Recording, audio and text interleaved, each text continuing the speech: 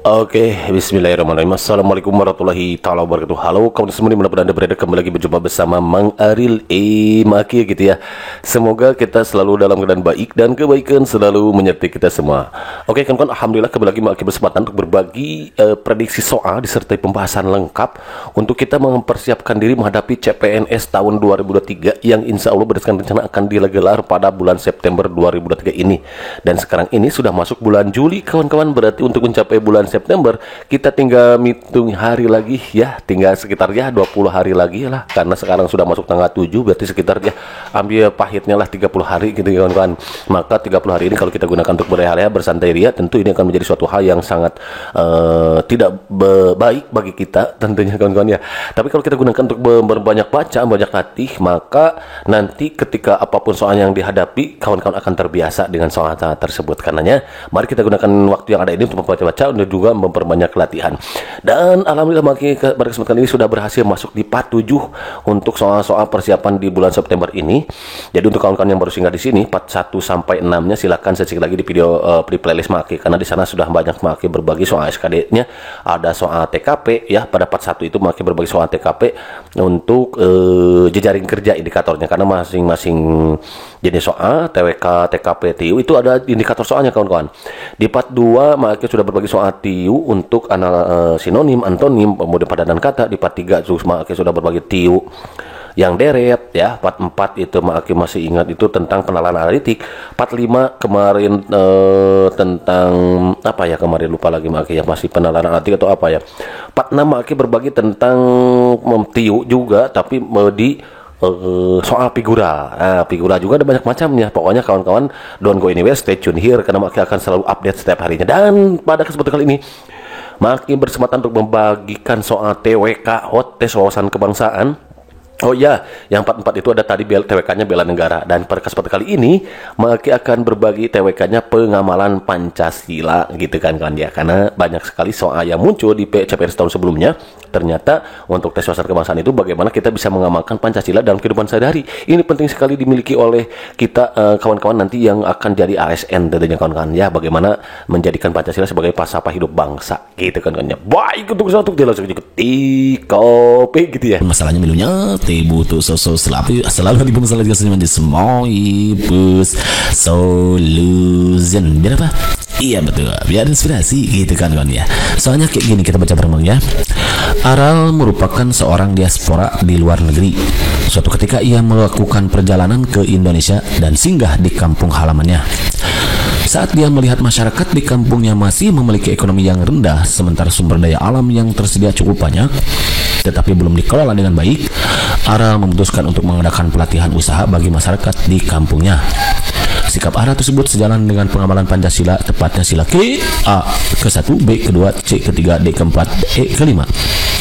Nah, kawan-kawan, untuk menjawab soal ini, maka kawan-kawan harus tahu butir-butir Pancasila. Jadi intinya, kuncinya untuk menjawab pengamalan Pancasila ya kawan-kawan minimal bacalah gitulah butir-butir Pancasila ya. Kalau nggak hafal juga nggak apa-apa lah gitu ya. Minimal dibaca dulu, cari tahu dulu, dipahami apa sih perbedaannya butir-butir Pancasila di setiap silanya gitu. Nah, untuk kasus nomor 1 ini jawabannya adalah sila kelima kawan-kawan ya. Kenapa sila kelima? Karena di butir Pancasila di sini ada nih lebih tepatnya masuk ada sila kelima itu ada 11 butir ya, mulai dari mengembangkan perbuatan yang luhur yang mencerminkan sikap dan suasana kekeluargaan dan kegotong royongan. Jadi sila kelima itu ada yang kegotong royongan kawan-kawan ya. Jadi perbuatannya yang luhur. Nah, ini juga bisa masuk ke sana ya tadi, karena perbuatan yang dilakukan oleh si Aral tadi. Aral itu siapa? Ya Aral, adanya Ariel berarti ya. Itu mengembangkan sikap perbuatan yang luhur kawan-kawan. Mengembangkan sikap adil terhadap sana nggak masuk ya untuk tadi mah ya. Menjaga keseimbangan terhadap kewajiban bukan. Menghormati hak orang lain juga nggak masuk.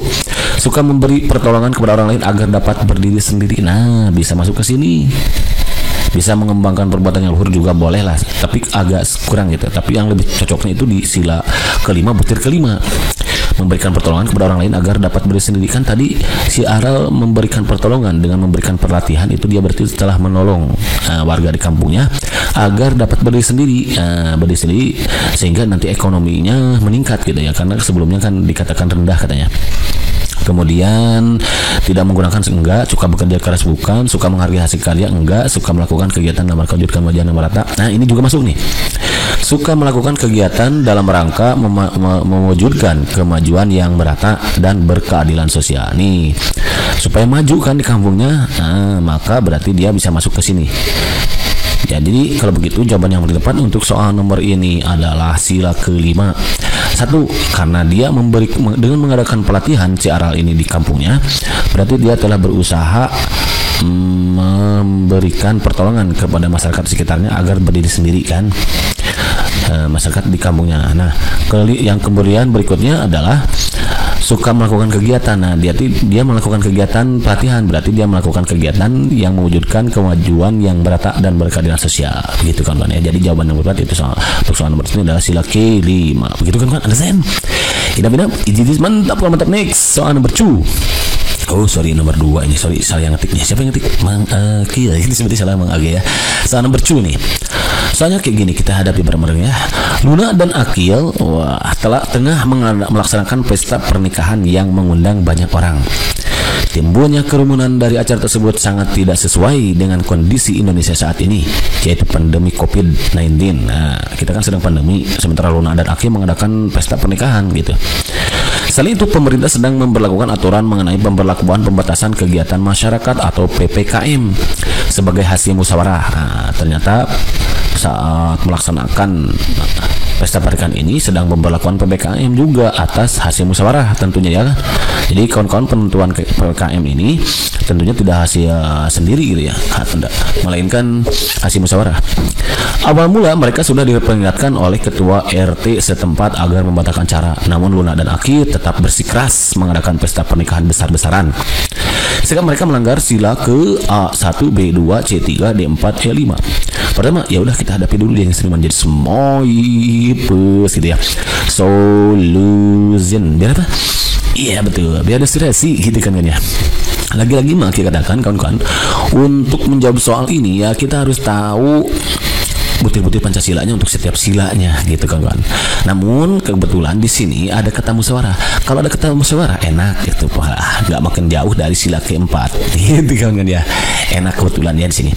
Pokoknya kalau ada kata musyawarah, demokrasi itu masuknya sila keempat.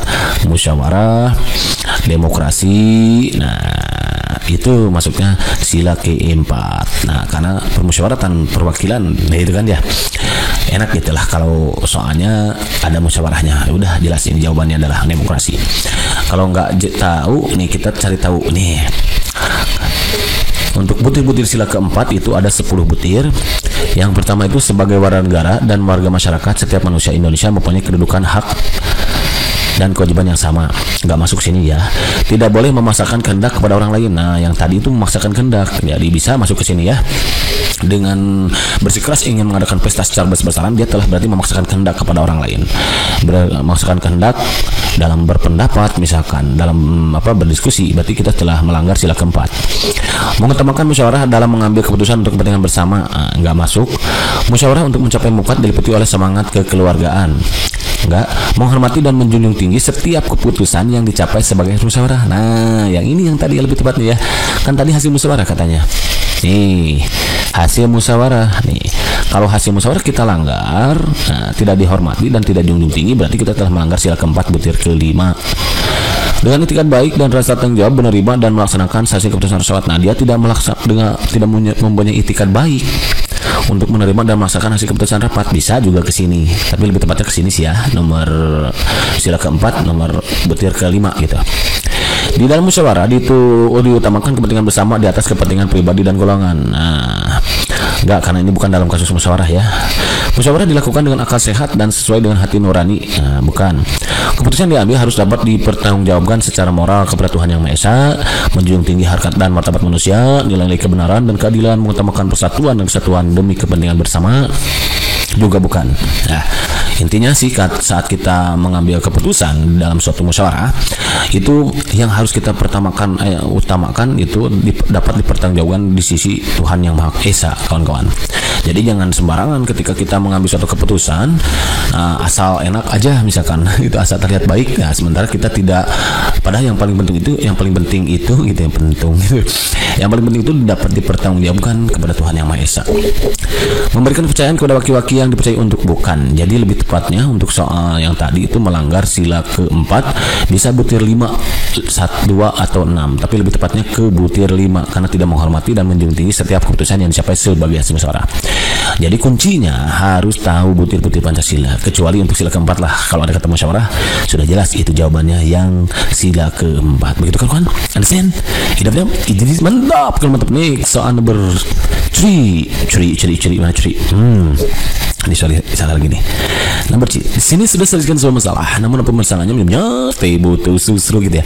Soal hari masalah jangan cuma disemai pus solution. Biar apa? Iya betul, biar inspirasi gitu kan ya. Soalnya kayak gini, kita baca bareng ya. Dengan mengikuti aturan pemerintah untuk melaksanakan pemberlakuan pembatasan kegiatan masyarakat atau PPKM, maka setiap individu telah berusaha menjaga serta melindungi orang lain. Hal itu selaras dengan pengamalan Pancasila sila ke-1, B2, C3, D4, E5. Nah, lagi-lagi maka katakan kita harus tahu butir-butir Pancasila untuk setiap silanya. Kata kuncinya di sini adalah kita harus berusaha menjaga serta melindungi orang lain. Nah, kalau menjaga serta melindungi orang lain ini kemungkinan masuknya ke nilai kemanusiaan berarti. Berarti sila kedua kemungkinan nih kata kuncinya di sini. Coba kita cek sila kedua. Oke kan, barangkali itu saja dulu yang bisa diberikan kesempatan ini oleh Maki gitu untuk soal SKD TWK pengamalan Pancasilanya ya. Sebagai yang 47 ini sebagai wawasan tambahan aja untuk kawan-kawan, dan insya Allah nanti akan Maki buatkan lagi soal pengamalan Pancasilanya yang lebih hot lagi untuk kawan-kawan semua ya. Namun itu semua bergantung kepada views gitu kan ya, banyaknya penonton, intinya banyaknya peminatnya untuk kita mempercepat ibadah CPNS ini. Jadi untuk itu kawan-kawan yang mau dibuatkan soalnya untuk persiapan kita menghadapi SKD CPNS mau tadi apapun itu, silakan tinggalkan pesannya di kolom komentar. Nanti kalau ada waktu mungkin kan Maki akan bahas satu persatu. Intinya kawan-kawan, mari kita gunakan waktu yang ada ini sekitar ya, karena sebagai kita ketahui, sebagai maka katakan bahwa SKD itu nanti akan ada banyak jenisnya, ada TIU, ada TWK, tes wawasan kebangsaan, dan ada TKP, tes keberuntungan pribadi. Untuk TKP ini Maki baru berbagi satu soal, yaitu untuk indikatornya itu jejaring kerja, karena nanti harapannya PNS yang terjaring itu agar bisa menjalin kolaborasi bersama yang lain, jadi tidak individualis. Untuk TWK Maki sudah berbagi untuk masalah bela negara. Kemudian juga di sini baru pengamalan Pancasila baru 2 ya untuk persiapan kita menghadapi CPNS September 2023 ini. Kemudian untuk TIU ini Maki sudah banyak berbagi di sini. Kalau untuk TIU itu ya ada dederet di sini, kemudian sinonim, antonim, kemudian juga padanan kata. Kemudian ada juga Maki bisa berbagi penalaran analitik ya.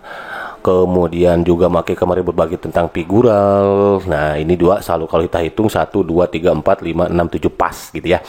Dan ini sekarang masuk di part yang ke-7 untuk pengamalan Pancasila TWK-nya. Nanti insya Allah nanti bakal buatkan lagi soalnya lebih hot itu kan ya. Oke kan, di samping kita memaksimalkan usaha ya, usahanya juga harus maksimal, dan tentunya maksimal juga harus sesuai kuncinya itu ya. Belajar itu harus sesuai dengan kisi-kisi gitu kawan-kawan. Jangan sampai kita hanya beli buku saja tapi tidak ada di kisi-kisi. Nanti itulah akhirnya muncul kalimat, wah kita belajar yang sia-sia gitu ya. Kita belajar banyak buku baca tapi ternyata padahal bacanya yang kita baca tidak sesuai dengan kisi-kisi. Jadi maksimalkan usahanya dengan tentunya berpedoman pada kisi-kisi dan juga FR yang berdar ya. Hari ini banyak sekali kawan-kawan yang sudah berbagi soal-soalnya ya untuk FR-nya, termasuk juga Maki gitu kan ya, don't go diverse station here ya.